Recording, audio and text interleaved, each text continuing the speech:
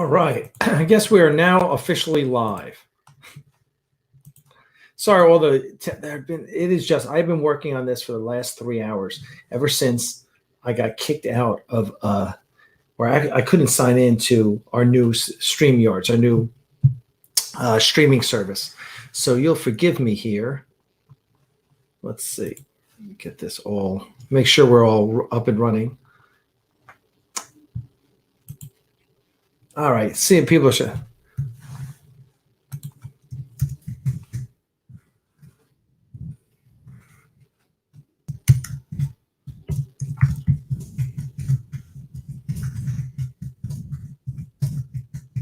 right, I'm just going to write some notes, make sure give everyone a chance to come back in. Make sure we are.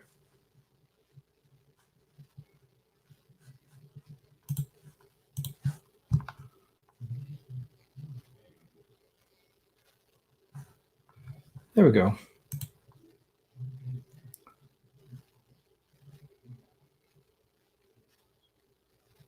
And we're streaming live. So, okay. So this is good. The icon on the homepage has to change, but I'll worry about that later. We got that done. We wanted to do an Axanar update here a little while ago. We were going to schedule that I think I scheduled that for 8 o'clock, figuring, we'll do it 20 minutes. We're going to let all the puppies out and we're going to film it and just share it with you all as part of Axanar Dog Rescue. And so I go on my phone and I go to StreamYards and I try and log in and it says, we're going to send you an email for a code. That's how they do it. There's no password, right? You log in and they send to your email, they send you a code. You put the code in, you're on. So it eliminates the need for emails. So I couldn't get on. It wasn't sending me. It just literally was not sending me the emails. So I contact their support. And their support is all, interestingly enough, their support is all through Facebook Messenger. So I'm on Facebook Messenger with them, and they're like, we don't know what's happening, blah, blah, blah. You need to contact Outlook and put us on the whitelist. I'm like, I can't contact Outlook. What the hell are you talking about, me contact Outlook? So then I get on the phone with GoDaddy, and they say, well, put them on the safe senders list. That's kind of like the whitelist for Outlook. And he shows me how to do that. He sends me directions, which are for PCA. You go, these are where he goes, okay. And we figured it out, really. Put everyone on the safe senders list. Meanwhile, StreamYards is like, put us on the safe list. You're being blocked. You're blocking. They literally saw that, our emails aren't getting through to you. They're being blocked. I'm like, they go, add us to the safe senders list, which I did. So that literally took like a half hour.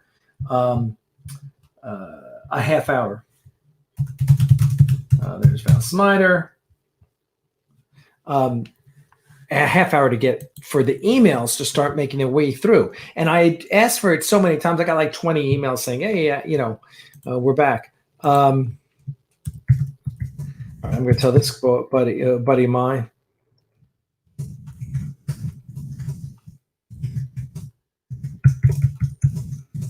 Telling him what I'm sharing with him.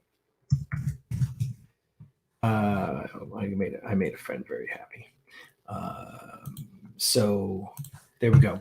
So, all right, as we're spooling. We're up to 64. Okay, so we are fully back on. And so thank you, everyone. I appreciate everyone sticking with us through the little technical difficulties there. Hold on, let's close the door. Oh, Zoe, come here. Zoe, come here, Zoe. Yeah, I know. Come on, girl. Stay with us. There you go. Unfortunately, one of my two Chihuahuas, she's really, she was abused previously. And so it's really tough. She just, every time I stand up, she runs out of the room. And you feel so bad, but she's a really sweet dog. So anyway, so StreamYards, finally, I literally I think we had like 12 minutes left, something, or 18 minutes left. And all the emails start coming in, and I'm able to sign in on my phone. I'm able to sign in on my PC. I come upstairs. I'm able to sign in on my desktop computer. So there we go. So we were, finally, because I'm thinking, God, here I am telling everyone all week. Jeff Fagan introduces me to this amazing software, Streamlab, for streaming, and I'm telling everyone how great it is, and boom, all of a sudden, I can't even get on. I'm like, oh man, talk about making me look bad. So anyway, fortunately, we're on, and I was able to. I got a couple photos here from Picard I want to share with you all. This is for, okay, we did this for later. Hope those are not. Hold on, let me just check. Yes. Okay. Well, good. We're all set. So let me open up some photos here, and just so we can chat about these in a little while. So I'm going to assume. Listen, this is before we had this morning's show. We had spoiler-free zone. We talked about if we liked Picard or not. Tonight, I'm just going to review it, just kind of like beginning and end, what I thought about it. Hopefully, what you thought about it. You guys can share your messages. If there are spoilers here, I'm just going to give you a heads up. So if you have not seen episode 10 of Picard or any of the season, why not? It's free on CBS. I've been telling you this all week. So go to CBS, get your free subscription, come back tomorrow. Right now we're shooting for 6:00 p.m. Eastern Time, 3:00 Pacific. We're going to do a 1-hour roundtable with, I've got Jeff Fagan, I got my friend Mark Grove, who's a filmmaker in Denver, who was in Axanar as one of our producers, a couple other people. We're all going to get together. There's going to be 6 or 7 of us. If Crystal joins us, and we're just going to all talk about what we like, what we didn't like, and we just have a fun time talking about the entire 10-episode Picard series and what we can expect for next year as well. Because boy, there's a lot of questions that are left unanswered, and a couple things there in the end that I was like, whoa, what? So I'm gonna. So there we go. So yes, hello Axa Gang. Sorry about the errors. Glad you are all here. Glad you all made it back.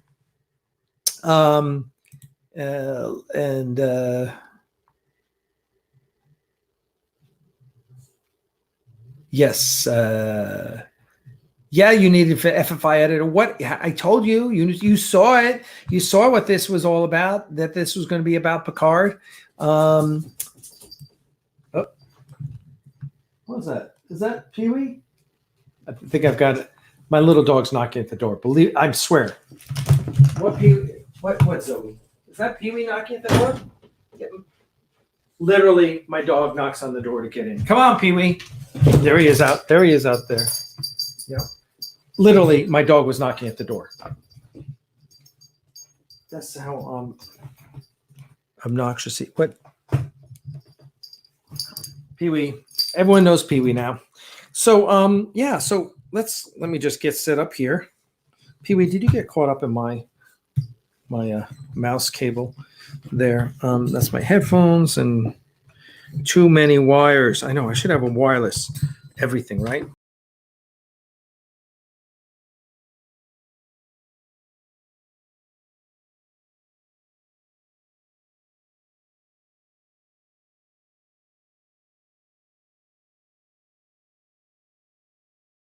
Sorry, I guess I disappeared there for a second.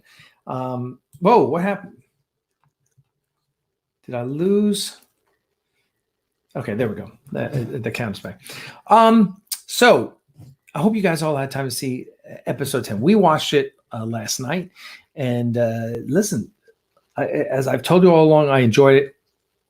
Thumbs up. Yes, everyone, please give us a thumbs up. We'll give you a few things that you can hang your hats onto.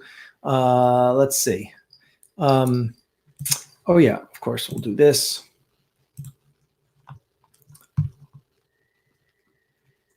Because I do like it. There we go. All right, there we go. Hold on. Little cool little scrolls. Let's see. Can we do 2 scrolls at once? No, it just changes the scroll. Yeah, please donate to our Patreon campaign. This is how we keep the studio open. And listen, I sent out an email this morning. I want you all to know. I sent out all the Axanar users, and basically what we're doing is talking about what is Axanar doing during this whole COVID-19 crisis. And we want you all to know that we're here, and basically we're doing 2 streams a day. Axanar Confidential Friday nights always happens. You guys know that. we love you and we appreciate you all coming in. But what we want to do now is to, listen, we're all cooped up at home. Hopefully you guys aren't going out. I know Lee Quisenberry, art director, has a slave driver for a boss who keeps making him go to the office. Screw that shit.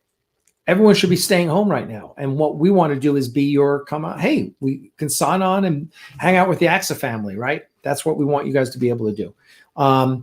Sturm von Alk, I want to see a photo of Artemis watching me. Come on. I'll take a drink if Artemis is watching me. Garth should have a dog. Maybe Garth has a dog, but not on the ship, right? It's a combat ship. He's not going to put his dog in danger, right? I always had a problem with Porthos being on the Enterprise for that reason.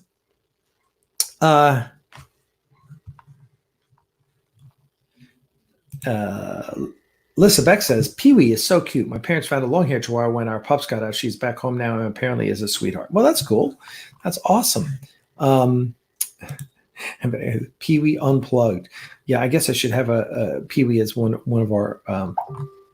Of course, we did, and I don't have it here right now, but we are coming. We have basically come up with a new symbol for come up with a new symbol for Axanar Dog Rescue, and I'll share that with you here real quick. There it is. That is going to be our the new symbol for Axanar Dog Rescue. A little different. It's got we're losing the red. We're putting AX in the middle. I don't have that graphic handy, but if I have it, I'll send it to you. So there you go. So I'm just going to use this. Let's talk about Picard, right? Let's talk about Picard and how great Picard was. I think it was good. Listen, others do not. Others, are lamenting that it's not TNG season 8. And if that's the case, listen, guys, I really, I really can't help you. They decided to go in a different direction. The direction they decided to go in was something that's, it's a little darker. It's a little more, it's not 80s, 90s sci-fi. It's a very, it's very 2020, right? And I'm good with that, guys. I don't have a problem with that. For me, there's there it is. Let's get it. Boom. I enjoyed it. This finale. Now here's the good and the bad. The good in the finale, it was a great finale for a season finale. It was a great season finale, wrapped up the season. It was great. What was the bad, or what about it was not up to snuff? Here's what I'm going to tell you. I was really looking for some big surprise. I was looking for some twist. I was looking for maybe maybe this grand entity is, because I always thought that 8-star system, they really didn't explain that really well.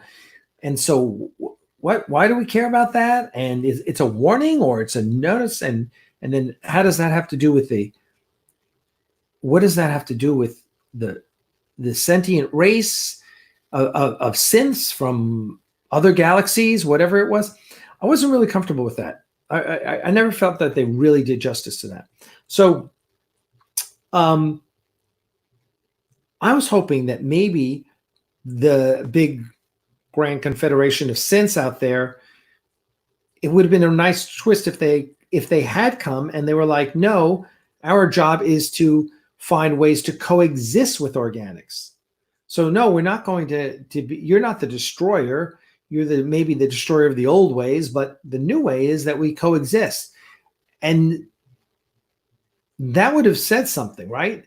So rather than avoiding that choice, they would have embraced that, right? They would have said, oh, you guys were wrong. You thought it was a binary choice. Either you kill the humans or you don't kill the humans. That's not it. The third way is the coexistence. That was the kind of thing that I was looking for. That was the kind of twist I was looking for, right?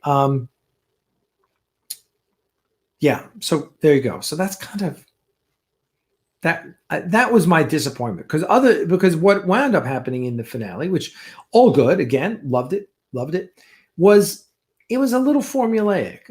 A lot of people were like, oh, I saw that coming. A lot of people have said that, right? And I kind of never want to see it coming.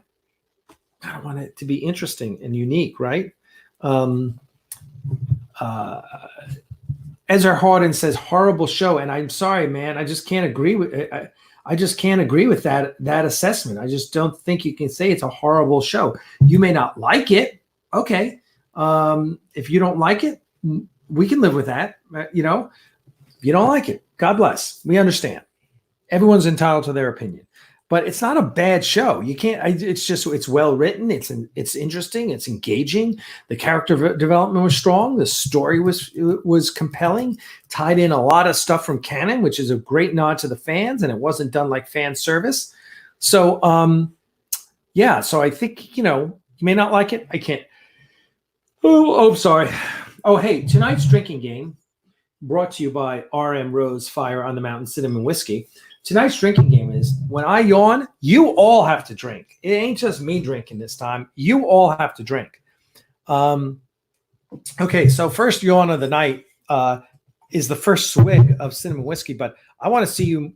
Come on. As a matter of fact, I want to see you. I want to see photos of you guys drinking up. So anyway, here's for the first yawn of the night. Pee-wee's like, what are you doing? You can't see it because he's in my lap, but there's Pee-wee. Pee-wee's like, what are you doing? So,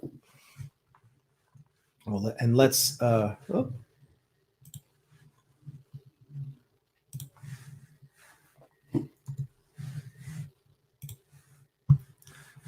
let's just.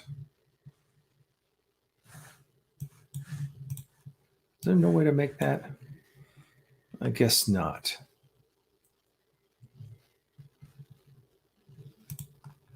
See how that looks. Oh, okay. So, yeah. So let me read some of your comments here. I have to do 2 shots because Sturm sent me a pic of Artemis. Did he send me a pic of Artemis? I didn't see. Let's see.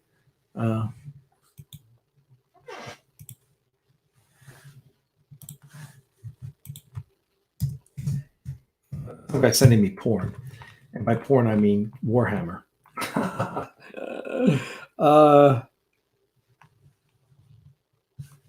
have to get back to him. Val Smider. Sturm sends me a photo of Artemis sleeping. I mean, my show's so bad I put Artemis to sleep. Wow, Artemis, man, letting me down. All right, so let's get through some of your comments here, and let's talk and move forward. Hey, Jim Westbrook made it. Colin Barrett, I also want to know why Starfleet only has one class of ship. The last time we saw a single type fleet was in the Ultimate Computer. I don't know. Maybe that's their battle fleet, right? Maybe that's I mean. If they can put together, a couple hundred ships all of the same type that are the biggest, baddest, fastest, most powerful, whatever Riker said there. Yeah, okay.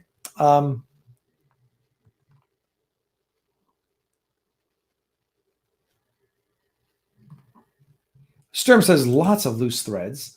Narek, Agnes, All's Forgiven.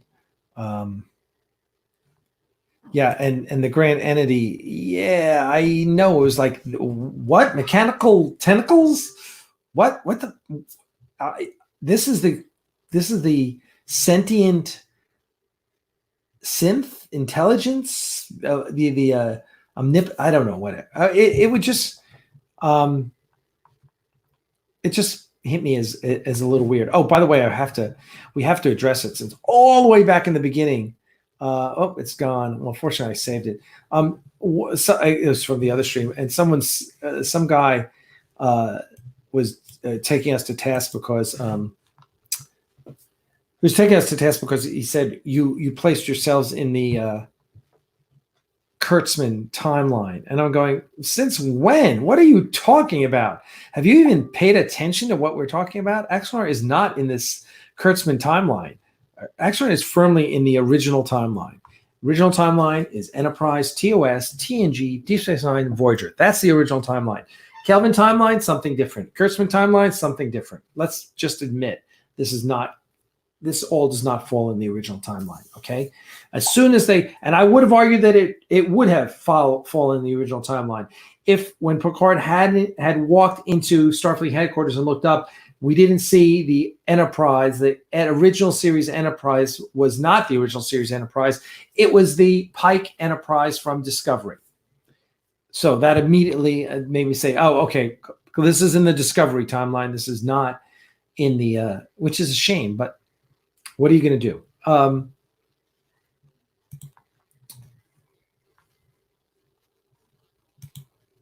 And Colin Barrett hits it right on the head. We are not Kurtzman timeline.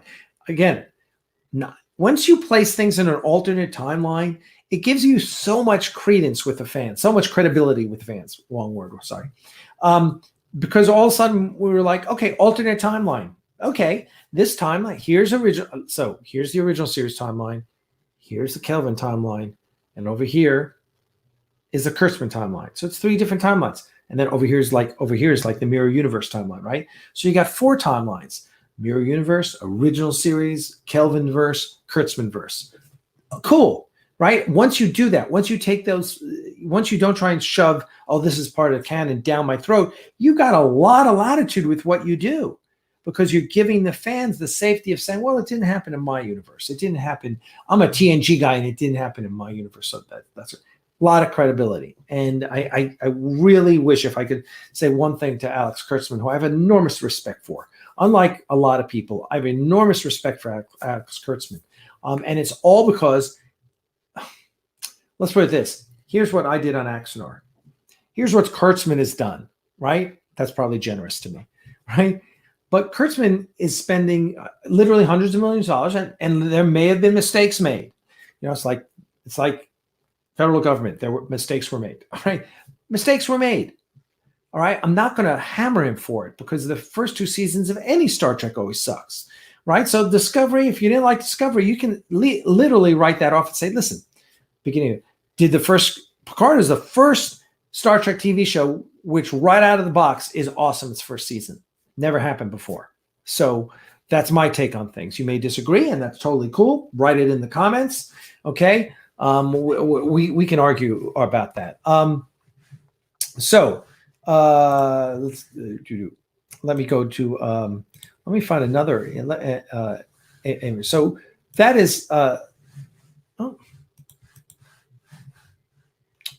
on one sec. I need to.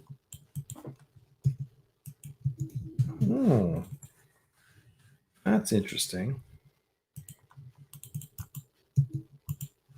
I don't know how to.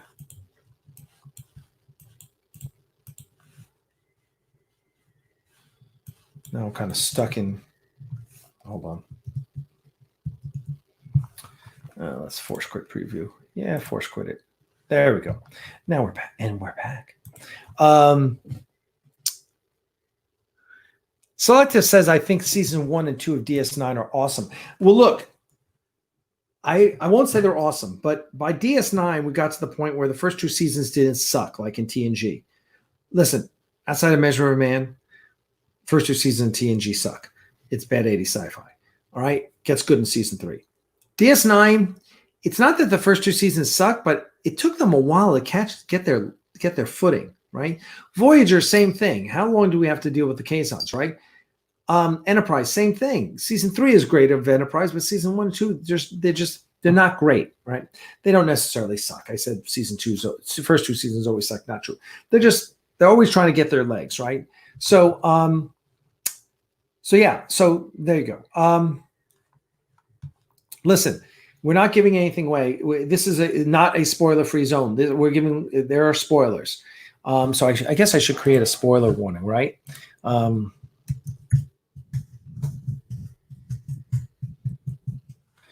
going to make that as a scroll. There we go.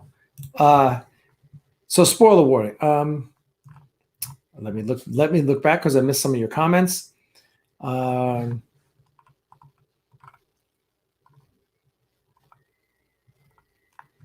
here's the problem. Okay.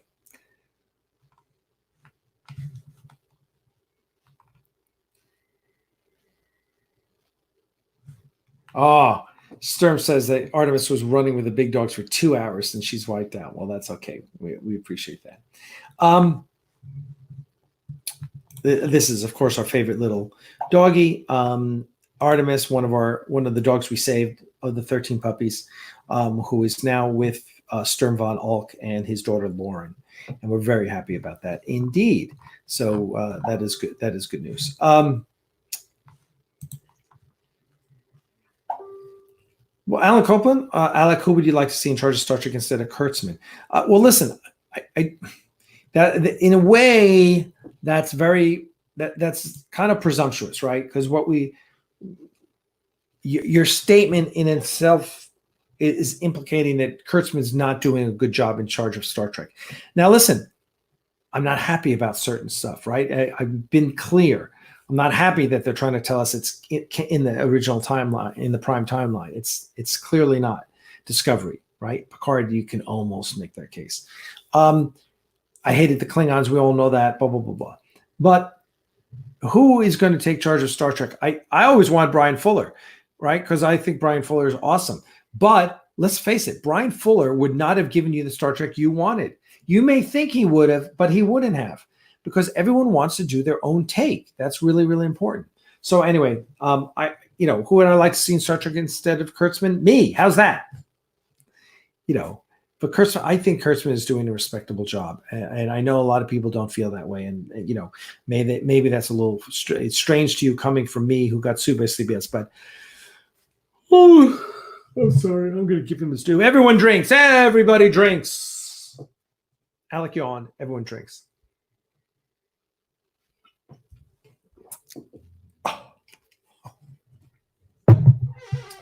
Let me just tell Crystal, bring up some bottled water when she comes up, because she's going to be coming up soon.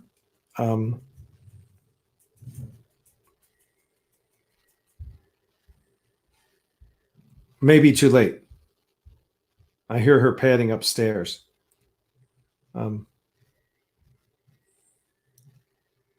Let's see if I can.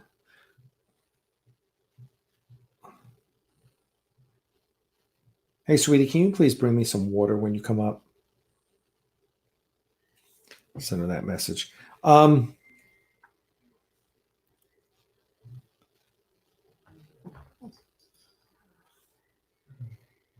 I know that Lissa is drinking, so that's all good.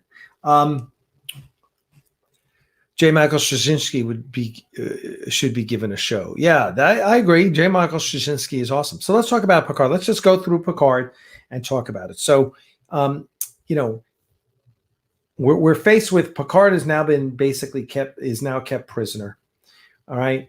Narek is free, and Narek runs to the Borg cube. And what does he go to the Borg cube for? Goes to the Borg cube, sees his sister. Surprise, surprise, she's still on the Borg cube. And he grabs a bunch of grenades. Okay, good. What is he going to do with the grenades? Meanwhile, Dr. Girardi gets Picard free. All right. She gets Picard free. She's pretending that she's going to work with Dr. Sung on the golem and the mind transference. Great. She's pretending, right? She's pissed off. And so she gets, long story short, gets Picard out. Picard and her head out, and they go to La Sirena. All right. Meanwhile, what's happening on the Borg cube? Well, Narek's sister is there, and she is pissed off. She tries to convince Narek to work with her, but he's kind of got a mind of his own. He's like, we got to destroy that beacon, right? All right. So, he runs over to the La Sirena, hooks up with,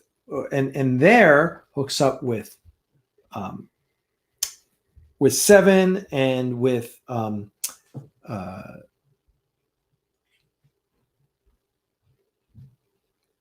Chris, what's his name? The captain's name, the captain of the La Sirena, and it hooks up with them, and basically convinces them that he wants to take down the beacon, and he's got grenades and he's going to be able to do it. all right, this is all good, and it works, and you kind of see where everything's going.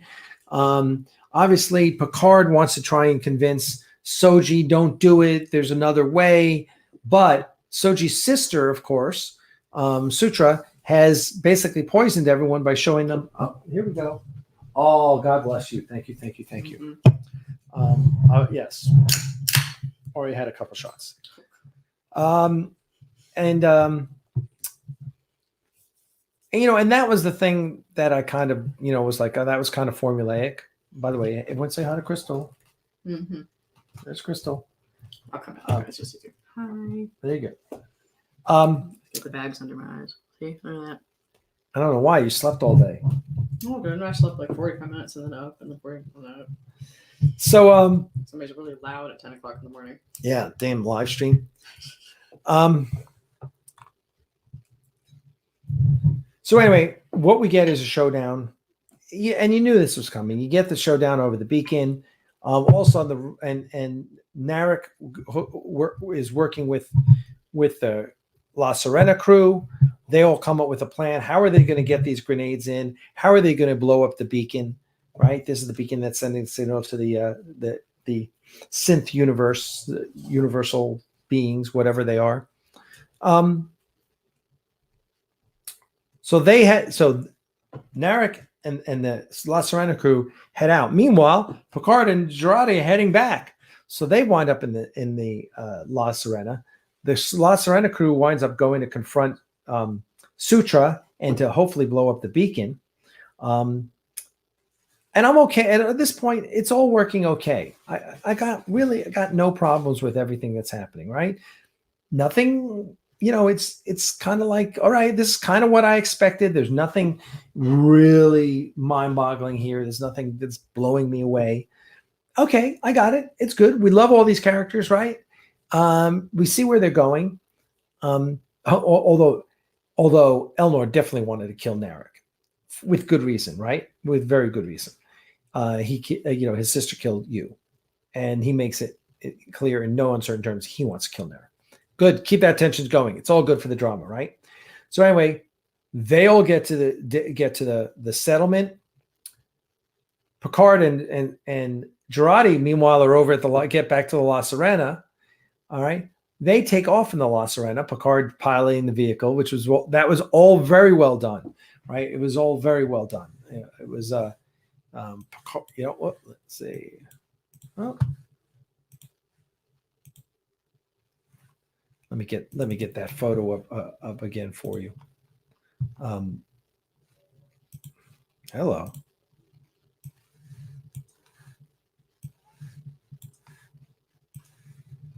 Make this easy. Oh,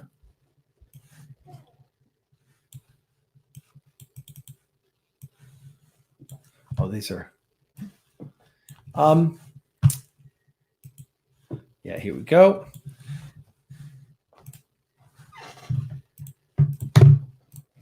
All right, so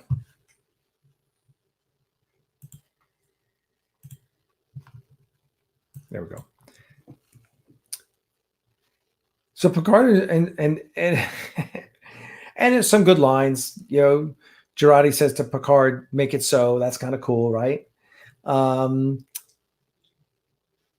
they take off. And they take off and there's like, well, we're gonna have to stop this Romulan fleet. And you're like, yeah, okay, this is gonna be really interesting, right? You and a bunch of orchids, the flying orchids, which I don't know. It's what, a planetary defense system? The orchids have never been explained, right?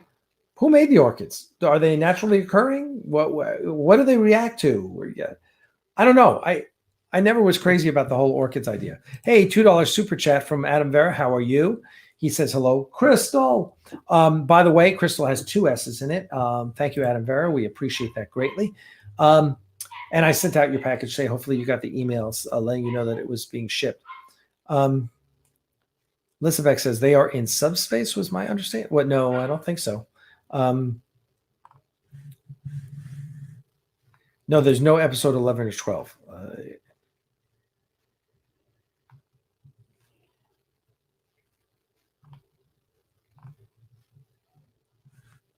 Yeah, Lissa is correct here.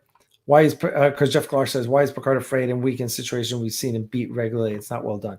Yeah, because he is old. He's old and he's been out of action for 20 years. Yeah, I think they've done a good job building up the fact that he's out of shape, he's out of action, he's old. Oh, excuse me. Kind of giving up on things. Everyone drinks. I yawned again. Everyone drinks. Oh. Woo. Oh, Echoes and Angel. Here's the puppies. Yeah, they're all downstairs. Oh, by the way, after this, we're going to do a little puppy time. We're going to do a special Axanar puppy video now that I'm back in. We've got it all set up downstairs. So stay tuned after this for a special Axanar dog rescue puppy pup date. So then, Girardi says something about the Picard maneuver, and they get into all that, and they do that little maneuver, and they replicate themselves. No one's ever explained how that works. That seemed like a real reach to me. It's like, really? So one ship can project 200 warp signature showing ships? That just made no sense to me, because that seems like way too, I don't know. That just seems like way too complex for one little ship to do. It just seemed like, Deus Ex Machina to me. You just kind of finagle that. That was a little Rube Goldberg thing you threw in there that just didn't make sense to me. I didn't buy it. I don't know. It felt a little forced. And then Picard calls Sutra. Meanwhile, down on the planet, the La Sirena crew has executed their plan and failed miserably. Alton soon deactivates Sutra. That was cool. Okay. He saw the video. He knows she's full of shit. He knows that she's the one that killed the girl, whose name I forget, the one sister, pulled the eye out, right? He knows that.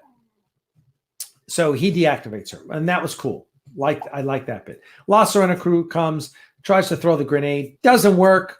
Soji's aware, and so the plan fails. I was like, a lot of buildup for a failed plan. So meanwhile, now Picard's trying to convince her. He's like, let me convince you, I'm going to give you my life. That's how I'm going to convince you. I guess okay. I guess, right? I'm playing along here. Okay, Picard, I'll give you that. There's some gimmies you're going to get. I'm going to give you that. Let's see how that works. So the plan fails. He's trying to convince her. Meanwhile, the Romulans show up. The Romulans ready to annihilate the planet, and they're really slow about it. So Picard slows them down before they were able to do it. And Picard buys just enough time, so then the Federation fleet pops in. Oh, okay. Federation fleet. That's cool. Who's in charge of the Federation fleet? Of course, none other than our favorite. Boom! Will Riker. Hey, congratulations, Will Riker. We love seeing him. The thing about this is they make the bridge seem enormous. Look how far back those people are in the bridge, right? So they make the bridge seem really big. But also what it does is it allows them to have it all out of focus. So we don't see anything about this bridge. That's good production design, right? That's like, if we don't show it, right? If we put them really far back, make this bridge really big, all everyone's looking at is Picard. So there you go. Pee-wee, you ready to get down? Okay. Let me close the door here a sec. All right, you guys go. Close the door because the puppies are going crazy downstairs. It's our last night with the puppies, so Riker shows up. He is acting captain, right? They've reinstated him in Starfleet. He's taking command. A couple of people today are like, why is he only a captain? Well, he probably retired a captain, right? He wanted to have a family, got married, wants to have a family. After the Titan, he's done. He doesn't want to be part of the Admiralty. That's totally works for me. It's totally cool. And let's just make sure. right, there we go. I'm fine with that.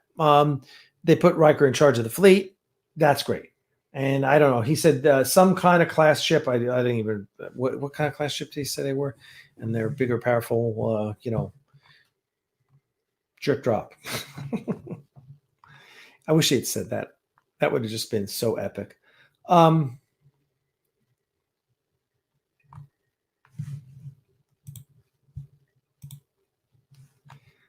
Shano says, I assume you're saying, I love Star Trek, but Picard is now silent. Total disappointment. We'll get to that.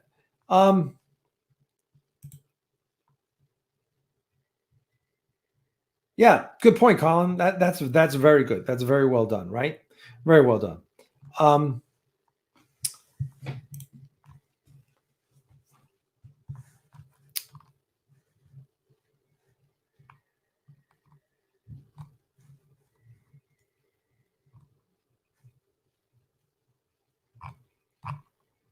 I'm looking for good ones. So, and Colin says, well, I don't know. Okay. The Enterprise, at this point, they're on the Enterprise, F, I guess. Enterprise F, and who knows where that is, and who knows if it's the flagship still.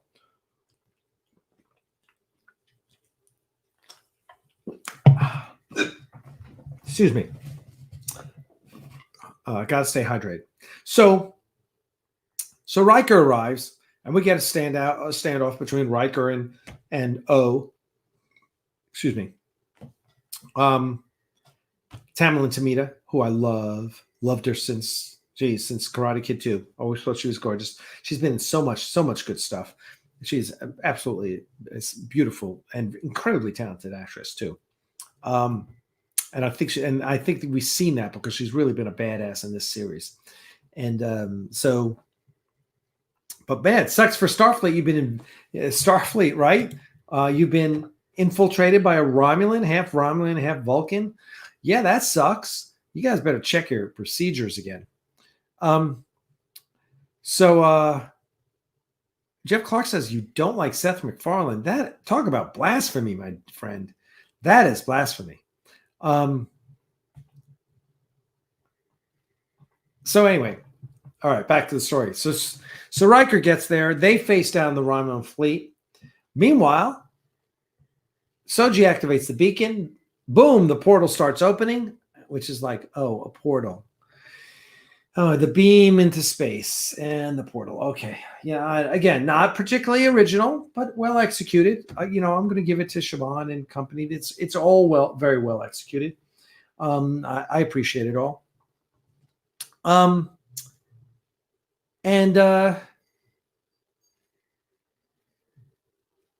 he convinces Soji to, with his dying breath, Picard convinces Soji to shut off the portal. And these mechanical tentacles, which I was like, what? This is the higher power? These are the Sith overlords of the universe are mechanical tentacles? Or is that just what they were sending to beat up the fleet? But how did they know the fleet was there? And I don't know. Okay. All right.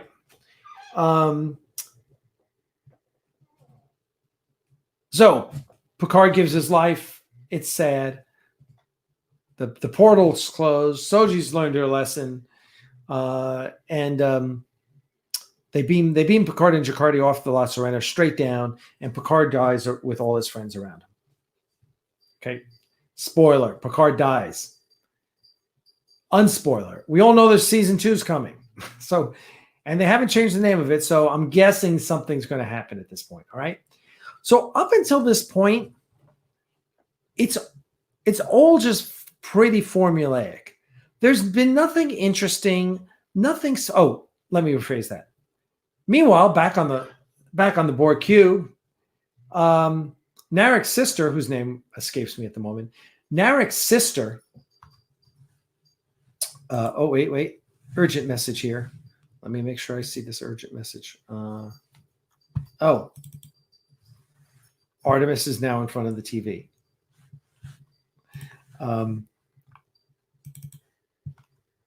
Oh, that's okay. We're gonna have to save. Let me save this image because this is a good one, and this is one you all need to see. Well, this is little interruption of our Star Trek chat. Well, let's see. Oh, before I get back to that image, let's pull up this image. Oh, not that image. Just so you guys can know what we're talking about here.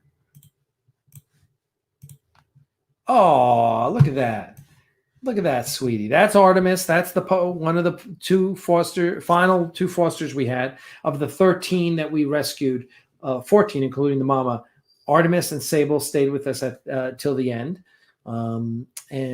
Sable was adopted by one of the Axanar actors, and Artemis was adopted by one of the Axanar family members, the volunteers. Paul Osborne, one of our oldest volunteers, has been with us since the beginning of our move to Atlanta. And so this is Artemis, who's there on her bed watching me on TV. So that's very sweet. And thank you. Thank you very much for sending that to me, Paul. I appreciate that. So back to back to this guy. So overall, I appreciated Picard's Riker's appearance in the show. I thought it was well handled. Him and he and Picard have a nice little moment there. All done well. It's all done well. And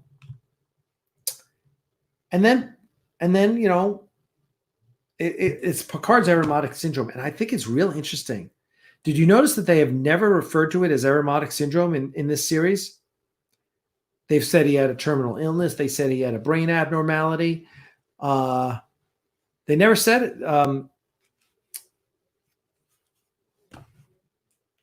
They've never said aromatic syndrome. Why is that? I just thought that was really weird. They've never said that. So anyway, we will talk about season 2 here in a little bit.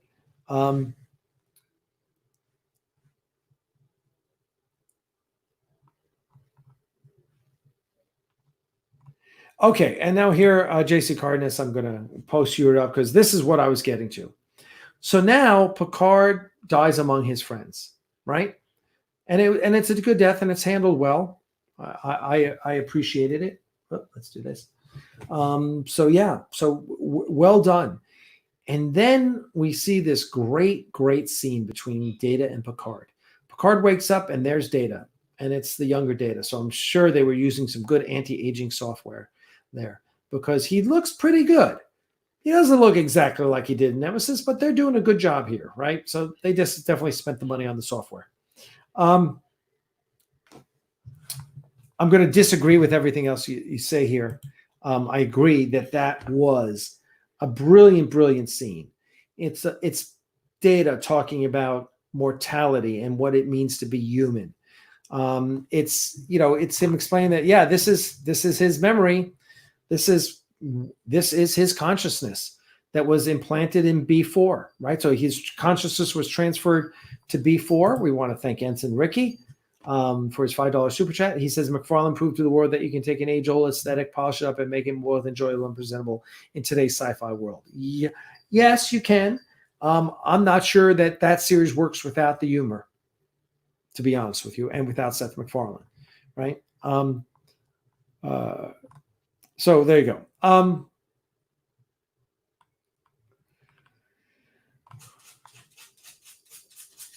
Pee-wee's scratching at the door again. Pee-wee, you just want it out. Now you want in? Let's see if he scratches again. And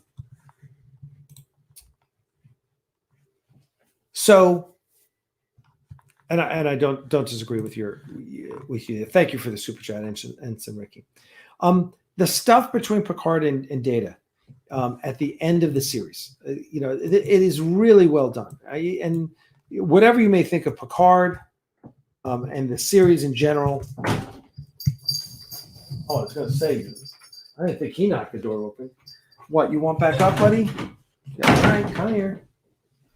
You actually have to jump. Come here. You have to do some work, Pee-wee. No. Pee-wee wants on my lap, and he's like, wants me to reach down, reach under the tail. Like, you can jump. All right. Let's see how long I'll outlast you. Yeah. Turn away. So, Chris, look, grab the chair. Why do you keep taking it back when you? Oh, I know. I thought it was going to game today, and that didn't work out. And then we'll get Crystal's view on it all. So the stuff with Picard and Data in the end is really, really brilliant. I think it's the most moving part of the entire series. I think it's the best part of the entire series. I think it was really interesting. It was I couldn't believe how well done it was. Right? Here we go. I'm just seeing if I don't see anyone has a good screen cap of it, or I would have brought it up for you. Yeah, I don't see it. So let's turn this a little so we can get Crystal in here. We're just talking about how I think the scene with Data and Picard in the wherever that takes place is the best part of the simulation. The simulation. I thought that was the best part of the episode. I thought this is the best part of the series. I think it really was brilliantly written, and it was, of course, brilliantly executed by two amazing actors. Yes. Yeah, the performances were spot on. Yes. But I mean, that's kind of what you expect from those guys too. Yeah. I'm going to take that as Pee-wee agreeing with our assessment since he was watching it with us last night. And then. And so what happens is then Picard leaves, and as you all know now, spoiler warning, he wakes up in the Golem body. So he now has a synth body. Ensign Ricky, another $2 super chat. Thank you so much. He gives us an overall 7.5 of 10. Okay. I'm not going to argue with that. A lower score I'd probably argue with. Probably if you went below 7, I'd say that's being a little harsh. So I'm good with that, Ensign Ricky. So Picard wakes up. Oh yeah, you want it? Now you want up? You want to reach down and pick him up? No, I am not the one he's interested in. So Picard wakes up in the Golem body. They've decided to save him. I guess Alton Sung is like, hey, I can make another one of these for myself. But and they do the mind transfer, which, okay, this is really, I mean, it's kind of like, okay, so now we're in a whole new world because now Picard's consciousness is in the synth body. That changes shit up. And synths are now legal in the Federation, which, okay, that makes sense. That all makes sense. And then Picard honors Data's wish, and they unplug Data's consciousness from the simulation, so he basically dies. And I will say that the part that choked, the first two people that told me about it before we saw it was Jeff Fagan and Alexander Richardson. Both told me that they cried during it, and I was like, okay, let's see. And the thing that got me was not Picard dying. I mean, geez, it's not Brian and Brian's song "Dying" that gets you. It's Billy Dee Williams' speech in the locker room that gets you. That's where you cry. And it's the same thing here. It wasn't Picard dying. I was like, okay, he died. He's a character in the TV show. It was all the reactions. I mean, when Elnor lost it on Rafi, that's when I lost it. I was like, that was powerful. And I'm going to give that guy some serious props. That was a wonderful performance from both of them. I've loved Rafi the whole show. She's an amazing actress. I'm glad they cast her. She's an amazing, amazing actress. The whole show, honestly, she's just really been like the casting all through. Honestly, yeah. Really The whole cast, everyone in the cast is amazing. And so it really feels like the first season was telling you what this show is going to be about, but they had to tell you how it could be all happened. about synth. It almost feels like a prologue.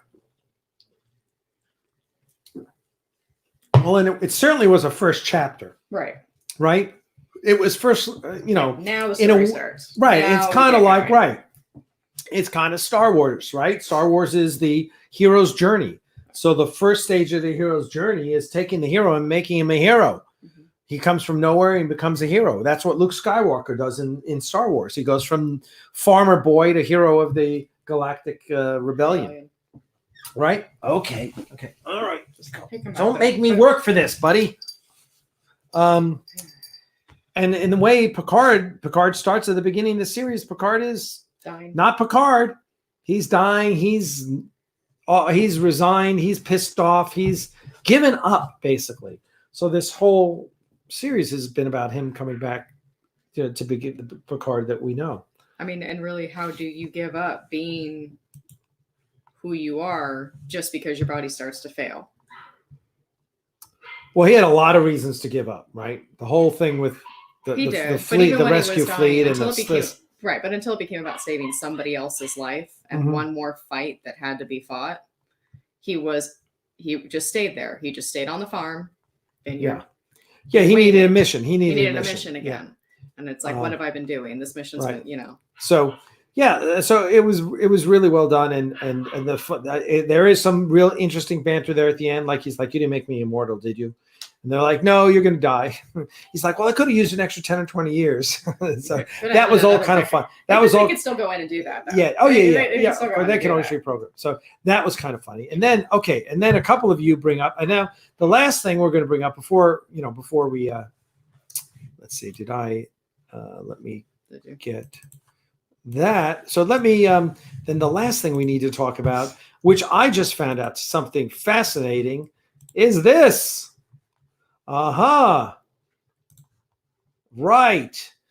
So they're playing Calto, which is really interesting because we saw that in Voyager, right? Yeah. Which was the name?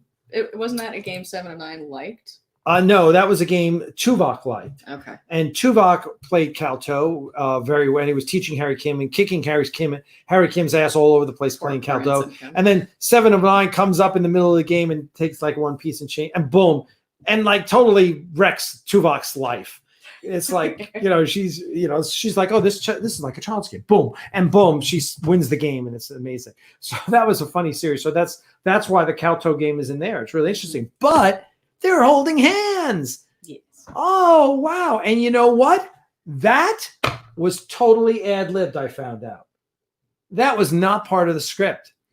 So let's talk. So that's real interesting. And I totally get how that happens too, because there are these two actresses, and basically there's no dialogue.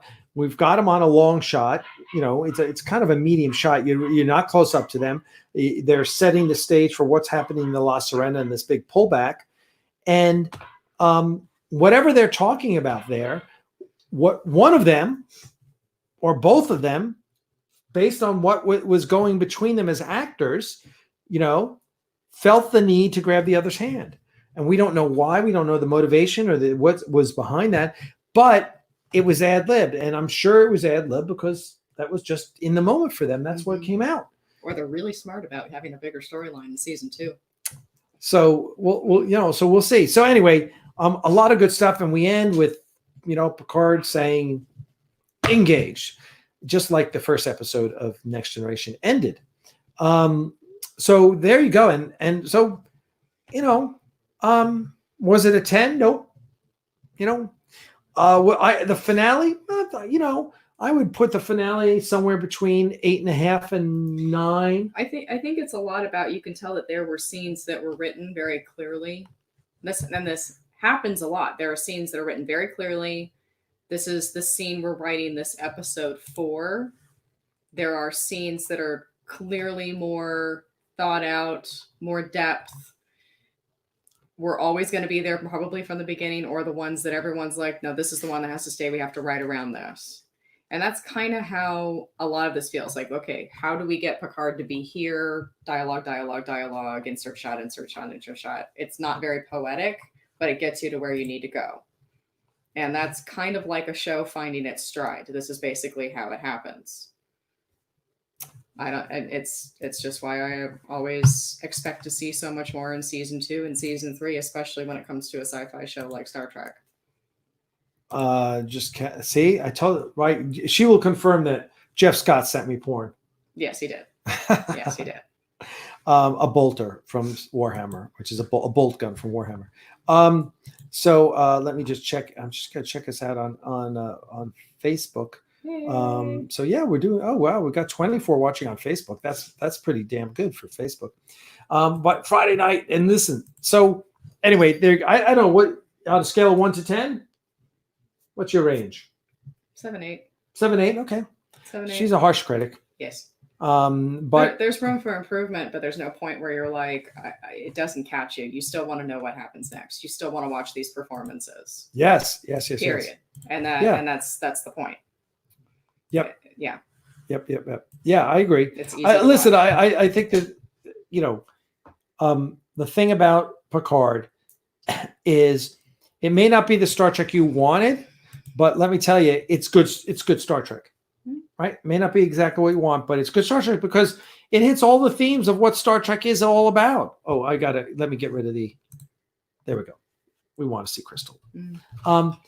It's Star Trek in that it deals with themes. It deals with humanity. It deals with the unknown. It deals with, new life, new civilizations, right? That's what it's talking about. So, and missions and hard decisions. How much can you hold to your convictions when it's something that's never been dealt with before? Yeah. William Tripp. Yeah. So season 2, we know Whoopi's coming back, right? And then now the big question is going to be, does Q come back? Right. That is going to be a bit. And I'm going to tell you, I'm going to place my bets. No. He doesn't really fit into this. He doesn't fit into this universe anymore. Guinan definitely does. Guinan, absolutely. It's going to be fun. Guinan does. Guinan is going to be fun. I love her. Is tricky. First of all, he's older. He's a lot older. You got to explain how a Q ages, but it's just he's humor. He's comic relief. Even at his meanest, he's comic. So I just don't see how it fits in. I really don't. And actually, I hope they don't. That would send it in a direction I really, when they brought Q into the Voyager, and that was cute and interesting and whatever, but man, I just don't want to see Q. I do want to see Guinan, and I'm really excited for that. She's really excited to do it. That's awesome. She's a Star Trek geek. She's listen, I'm going to tell you guys. Here's the things you guys need to do. You do need to watch the Ready Room, the after show. Go back and watch them all because there's good interviews being done with the behind the scenes crew, with Michael Chabon, with Alex Kurtzman, with Nigel Page. I keep saying Neville Page. Is it Neville Page or Nigel Page? Making us doubt I think it's ourselves Neville now. Page. Neville Page. I said Nigel last night, and it's Neville. Right. So correct me if I'm wrong. Anyway, great behind the scenes interviews, and that excuse me, and that's what's great about the Ready Room. They can do without all the Will Wheaton bullshit. I am, just to circle back to season 2 or 3. I am really curious. How are they going to distinguish themselves as if it is a multiverse? What do you do about Worf now? What do you do about any Klingons in this universe now? No, really, because has everything been rewritten? No, I would think not. If they bring Worf back, he has to look like Worf. He just has to. You have to say it's different. Well, they did. They did in season 2 of Discovery. They started making Klingons look more Klingon and less whatever the hell that was in season 1, Disaster season 1. FFI editor, and Whoopi isn't comic. The thing is, Guinan isn't comic. Yeah. Guinan is not comic. She's not comic relief. She never was. She's a deadly serious character. Very different. Very different from Yeah.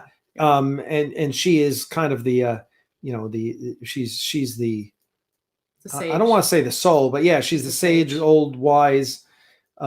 She's the wizard. She's the Obi-Wan Kenobi of Star Trek. Yeah. Right. So there you go. Yeah, Terry, you shouldn't be watching this.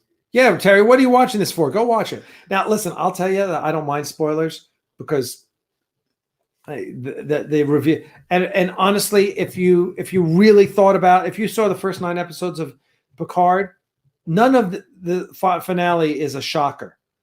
At no point you go, I didn't see that coming. It's all pretty formulaic, right? It's well done. It's like what I say about Avatar. Avatar is Fern Gully in space. We've seen this all before. Floating mountains and the ecology story and the mean earthlings. We weren't watching it for the original story. It was right. It was. Watch, I know it's going to happen in Titanic too. Right. Yeah, exactly. I got news for you. It's not a spoiler to tell you the ship sinks. Right. So in Avatar, it wasn't that it was an original story. It wasn't original. It was totally derivative. Everything in that movie was derivative. The thing was, it was brilliantly executed. Brilliantly executed. It's fun to watch. And it was fun to watch. And that's why we loved it. Same thing with Picard. There's nothing in this episode that you're going to go, holy crap. There's no. I didn't see that coming. Yeah. Other than, Rafi and Seven holding hands, maybe. Yeah, that's nobody saw that coming. Didn't see that coming. Yeah. Cool. So anyway, but she did, but we did learn the types of relationships 7 of 9 has had in the past. Yeah. And 7, I love the fact that 7 killed Narek's sister. Yeah. I love that. It's like, and then she owns up to it at the end. That was really good. She was like, "Oh, I did it twice." She was like, "Yeah, man, I keep killing people. Yeah, I promise I wouldn't keep killing people that deserve to die." Say 3. Don't make that promise, 7. I'm not going to make that promise. Just say 3 Hail Marys and 4 Our Fathers, and you're done. And don't do it again. Yes, and don't do it again. Whatever. Yes, Jim Westbrook. I'm sorry to spoil that for you. Hey, by the way, Darth Vader is Luke's father. I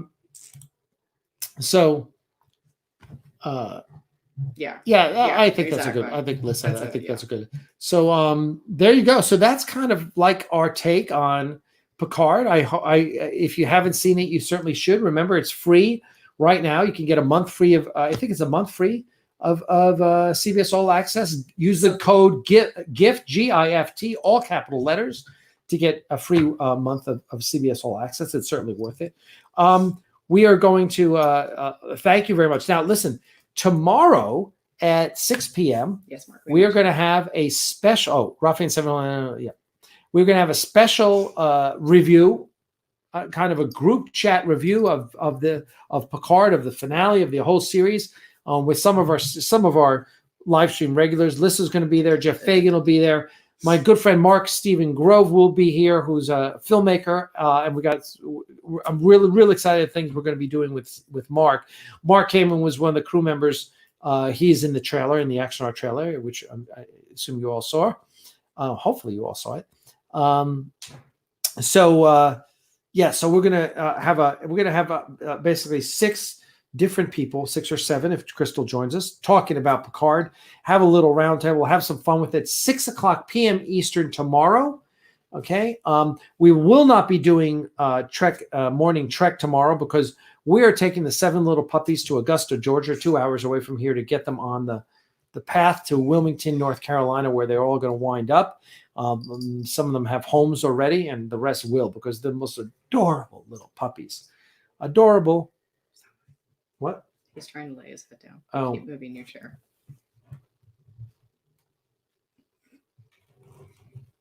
Is that adorable or what? Yeah, that's my little guy. His paws are crossed. Like his paws are princess crossed. Yes, they are. Oh, my little buddy. He's been a little needy today. I think he'll be very happy when the puppies are gone. So there you go. So that's what's happening tomorrow. If you have not signed up for the Axanar newsletter, shame on you. Why not? Please go sign up for the Axanar newsletter. Not only because you get news about Axanar, you get news from Aries Studios. You find out all about the cool stuff we have for sale in the Aries Studio store. You can get discounts, please. And listen, also, if you can, join our Patreon. Support the studio. That is really important. We have a lot of great patrons. They support the studio. Every month, we give them special content, special live streams. As a matter of fact, I owe you guys a live stream for this month. So we will do something special for you guys. But that's it. Thanks so much for joining us. Now, here's what's going to happen. We're going to sign off here. Yes, Pee-wee. We're going to sign off here. And then, look at it. And we're going to go downstairs, hook up the camera, and we're going to do a little Axanar pup date. Show you all the adorably cute little Chihuahua mixed puppies that we have downstairs. It'll be the only one we really can do, because tomorrow we're taking him. So if you're a dog lover, if you want to find out more about Axanar Dog Rescue, which you can look up on Facebook, come back on, just hang out here, give us about 10 minutes. We'll set the camera back up and we'll be back on be back on YouTube, and not on the Axanar Facebook page, just on YouTube, because we do Axanar Dog Rescue on YouTube as well. All right. So as always, let me see. I had it popped up, but I don't know if it is. No. Okay. I don't have it right now, so I won't worry about it. Thank you for now. Live long and prosper. We will see you either in 10 minutes for the Axanar Pup Date, or tomorrow at 6 p.m. for the Picard Roundtable. All right. Thank you very much, everybody. We'll see you tomorrow. Cheers.